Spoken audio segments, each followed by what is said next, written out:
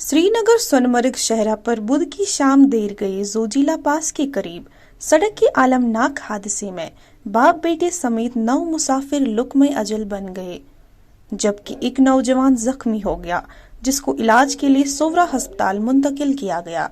तो नाजरीन, पेश है हमारे नुमाइंदे की ये रिपोर्ट।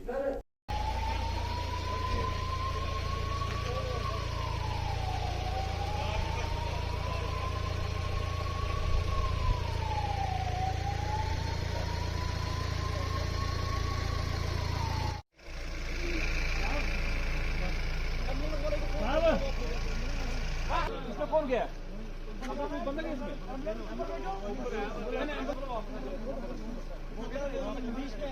लग रही है वैसी वो जवानी की होगी।